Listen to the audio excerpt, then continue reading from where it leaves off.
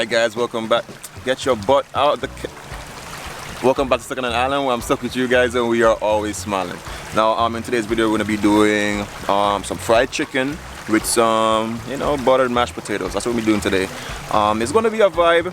This dish, to be quite honest, not everybody can do it quite well.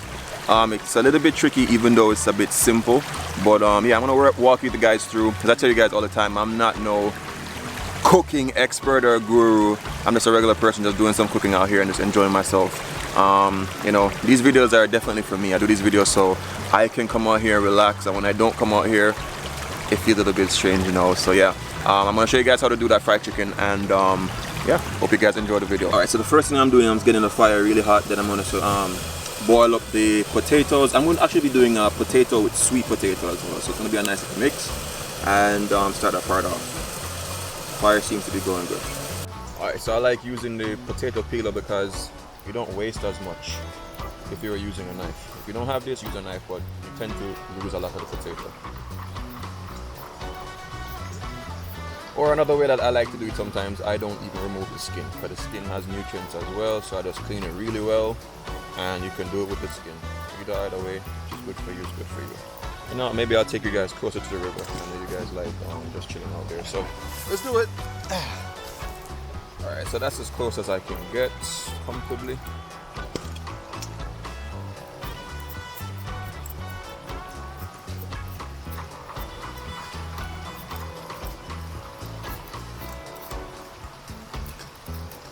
Yo, it's fascinating, the color, right? Look how purple that is. Wow. Just gonna cut them into a size that's gonna boil out really quick. So don't have to wait too long for it to boil.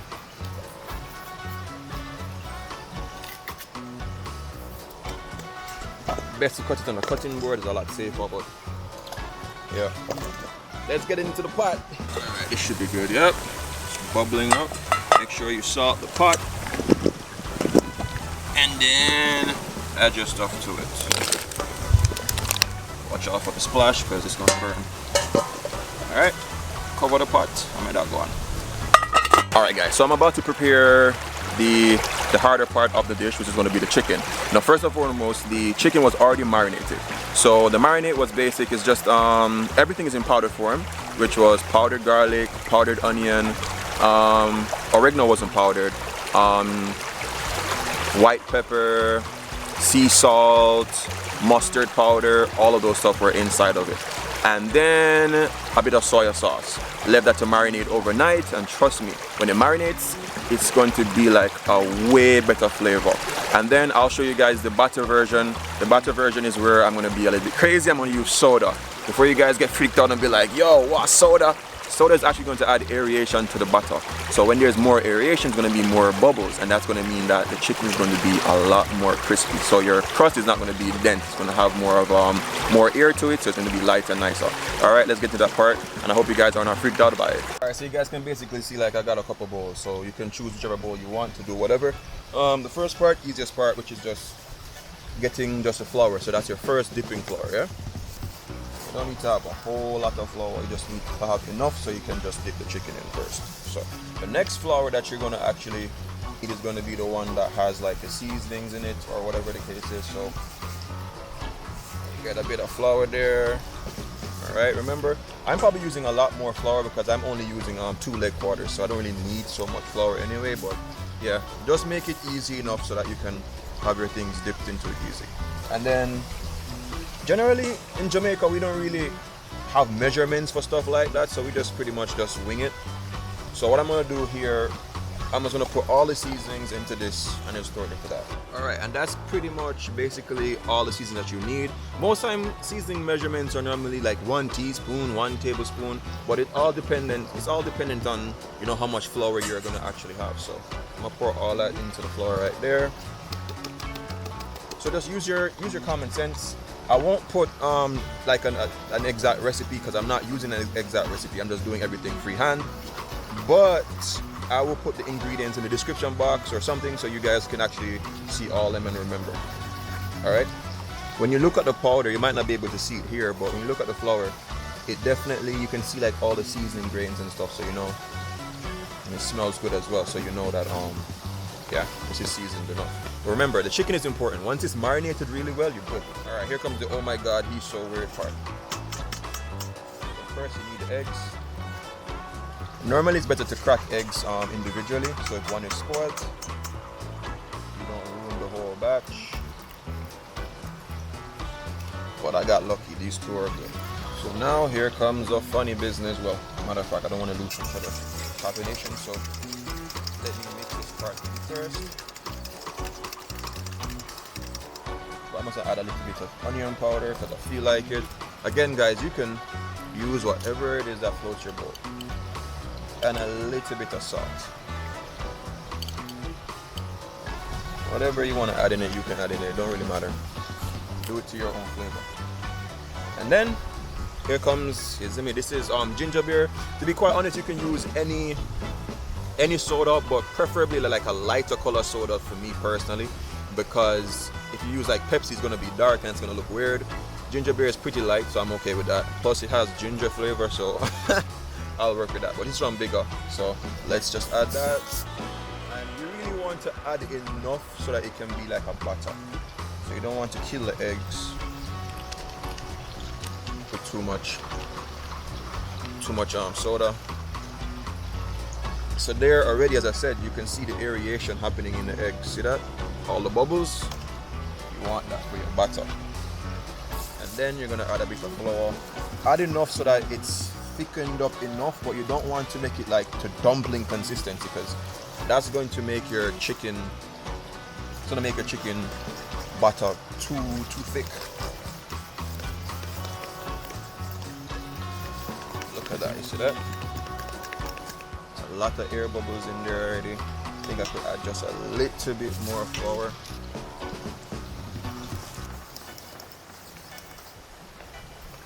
Yeah, looks good. So that pretty much is your dipping process. So basic flour, dip the chicken in first, then you dip it in the egg batter with this, and then you dip it into the seasoned flour, drop it in the pan, and then that's basically that. Alright, in the meantime, let me just check on my sweet potato, make sure that everything is good. Sweet potato and Irish, and yeah, these are cooked all the way through, so that's done. Alright, so I got the potatoes off. This is going to be the tricky part because this is an outdoors stove, so it's not easy to moderate the fire, and you really want to have medium heat for fried chicken, so not too hot, not too low. Now another thing that you guys have to bear in mind as well is the pan that you're using. So some frying pans, they heat up really quick. This one takes a while to heat up, but I believe it maintains heat for a good while, so you have to be very careful of that. Yeah, watch out for that pan that you're using, even the type of oil that you're using. All that I'll be using is going to be what you call it again, vegetable oil. Alright, from an outdoors perspective, this to me would be considered medium heat. I can see like the embers under there. There's a little bit of flame, so that's good enough. Right, so I gave the oil some time to heat up. I'm just going to drop a pepper in there, and I'm going to look at it. You don't see any bubbles around it, you know, like the oil is not the hottest right now. So you definitely wouldn't put chicken in there right now, so but these are okay. Garlic is bubbling up, so it's getting hot, not quite there. So pepper, garlic, and some pimento seeds.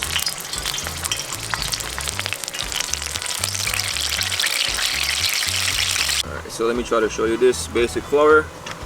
Just roll it in there a little bit. Egg wash. Don't have too much on it, so remove the rest. And then this is the crust. Now make sure you get it on there really good. Because if it's too loose, then you're just gonna have like just these loose flour dumpling type of thing happening there. And then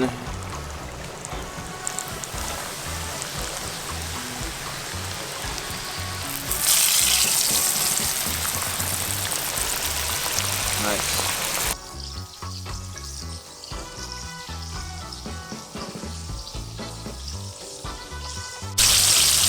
Now usually it's best if you have like a deeper pan where both sides are being cooked at one time. But in this case I just have to flip, no problem. But looking good at the moment. I don't want it to brown too quickly. If it's browning too quickly, that means that the fire is too high. So I did remove some of the sticks down there just to cool it down a little bit. So it should be good.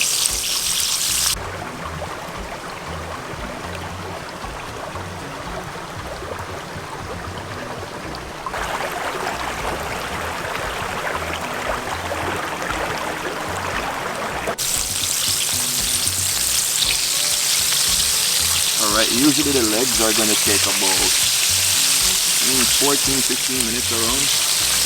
So, yeah, that's that part, and then the thighs take a little bit longer.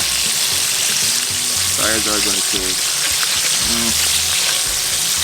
about, I don't know, about 20 minutes around. So take your time with them.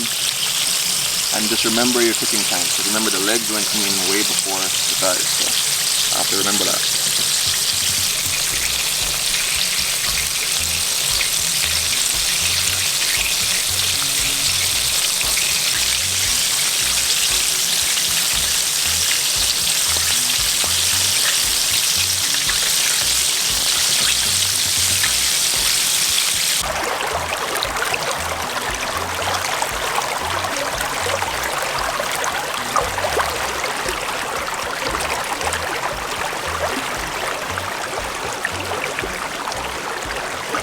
Alright, so while I wait for the chicken to get done, I'm just gonna start, mashing a couple of these. So when the chicken is done, I can just easily, heat it up a little bit, add some more stuff in, and I'll be done. Okay? So we got our knife. Use our knife to start the mashing process.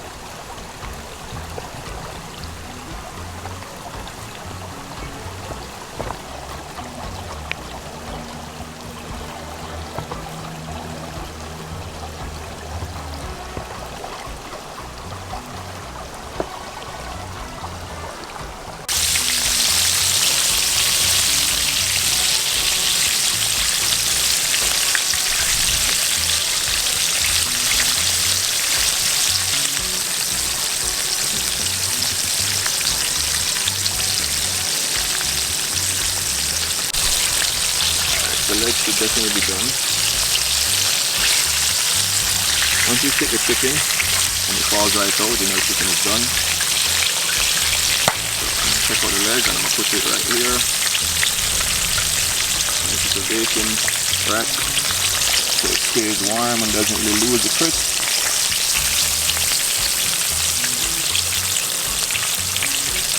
And then leave these a little bit longer. Alright, so I'm just going to add a bit of cow's milk because I like my my potatoes creamy. You can see that milk starting to bubble up, so I'm just going to mix these together and get the pot ready.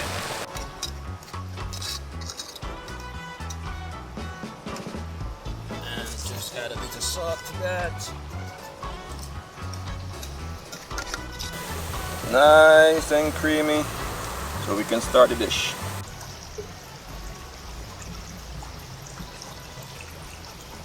Yo, the mashed potato with a sweet mash, nice little vibe going. Alright, get into my little outdoor fried chicken, see how that is. Oh yeah, this is how you know it's good, it's done good. Normally if it's not cooked good, woo, that's nice. Ooh, you would pretty much be getting the a mouthful, like little, blood or whatever it is, but you don't see that, so it's cooked thoroughly through.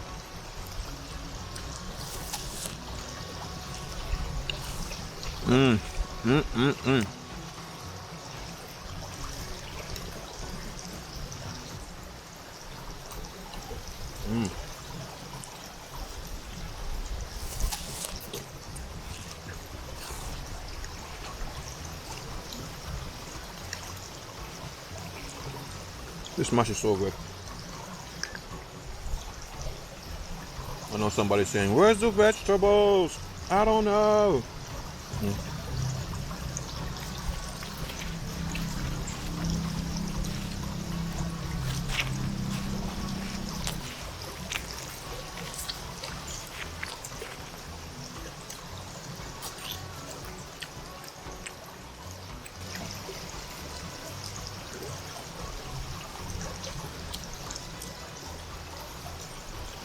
Yo.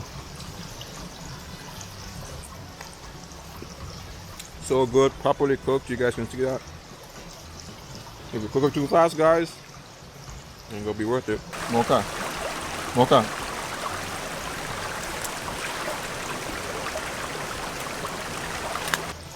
All right. A piece of the garlic is under there. I should have had some hand towels, so I could have, you know, made this drain a little bit better, but that's fine.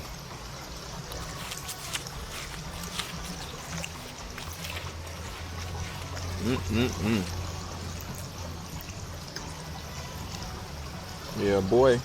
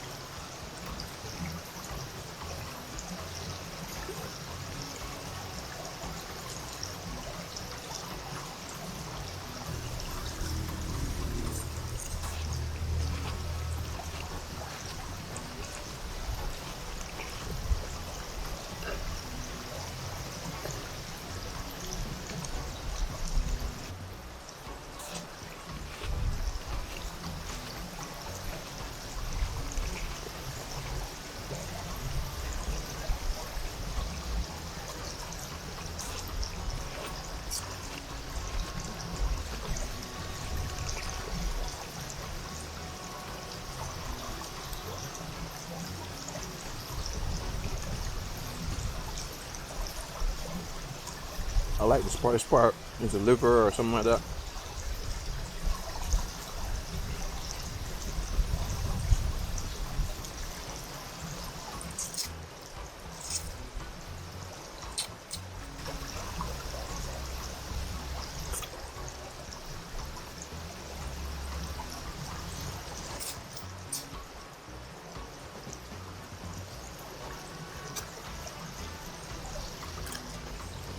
Okay. Okay.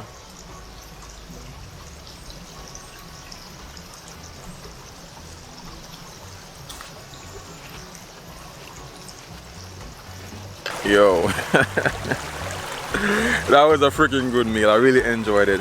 But this is gonna be maybe enough of the riverside cooking for a short bit. Tomorrow's vlog I'm gonna be doing a little bit more of an adventure. You know, I'm gonna be linking up with Raj, so you guys are gonna see something a little bit more different, and maybe the video after that I, you know, do a different environment, because for me, just like you, I get bored, you know, doing the same thing over and over for a while, even though I didn't come in for a couple of days and I was, you know, I was really missing it.